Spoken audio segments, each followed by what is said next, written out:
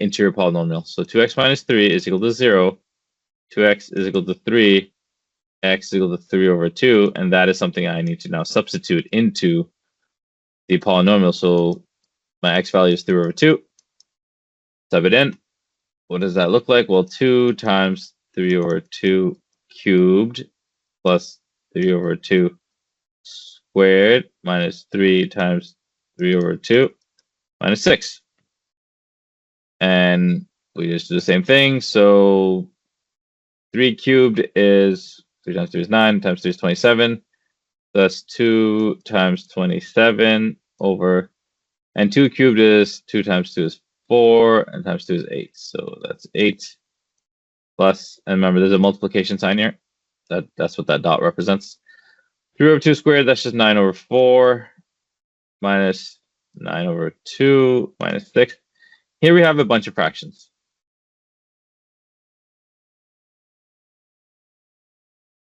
What do we do? Well, we obviously do BEDMAS first, so 2 times 27, that's easy. But you know there's an 8 here, so we can just do 2 divided by 8. There's a common factor there. Just make that over 4. This just becomes 27 over 4. So now we have 27 over 4 plus 9 over 4. What's 27 over 4 plus 9 over 4? Well, the denominators are the same, so what's 27 plus 9? That's 36. 36 over 4 minus 9 over 2 minus 6. And there's two ways of doing this. Actually, there's a few ways. Like, I know that 36 divided by 4 is 9. So this is just the whole number. This is 9 minus 6 minus 9 over 2.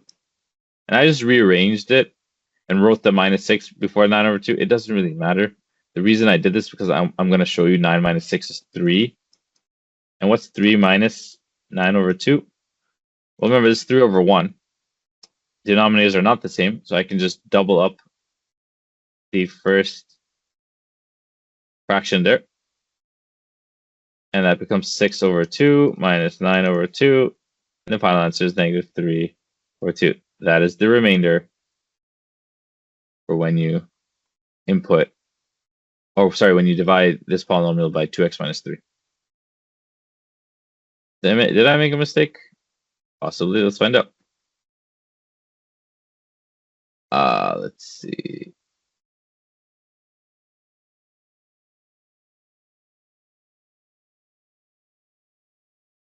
What's the answer? Oh no, it's negative 3 over 2. No, I didn't make a mistake. Ugh. The answer is negative 3 over 2. Yeah, perfect. So let's move on to now another example.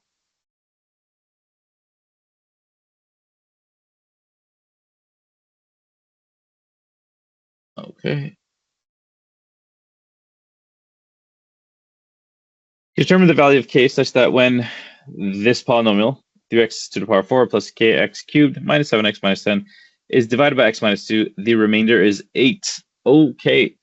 So this is a type of example where we are now given the remainder and we have an unknown value in our initial polynomial. Oh, excuse me. So how do we do it? What do we do? We have to write an equation. We know that using remainder theorem, that my b value here, remember, if you're ever confused what your value is supposed to be, make the thing equal to 0, make the binomial, and then just solve for x. 2 is the value we need to substitute in. So when I substitute 2 in,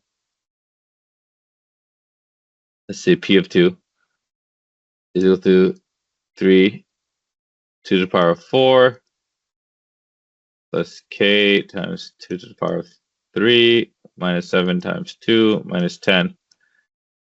The issue here is if you have a single equation with one unknown, you can solve it. But if you have two unknowns, you need two equations. If you have three unknowns, you need three equations. That's kind of like the general rule in math. So here, we need to put a value for something. And we know what the remainder is, right? We know the remainder is 8. So that means when I substitute 2 into this polynomial, I know this answer has to be 8. Once I add and subtract and do everything, The remainder is 8. That's what we've been doing. We've been using remainder theorem to find the remainder, right? Like in the previous example, we got -3/2. That's the remainder. So we know remainder is 8. We know that it's equal to this when I substitute 2 in. So now we can solve because we only have one unknown. Our unknown is just our k value here. That's our unknown.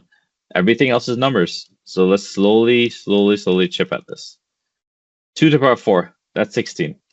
3 times 16, 32, 48. So this is 48. Plus 2 cubed, that's 8, I believe. 2, 2, 4, 8. Yeah, so this is 8k now. And that's just minus 14, that's minus 10. We can now move all the terms to the other side. So this is 8 minus 48 plus 14 plus 10 is equal to 8k.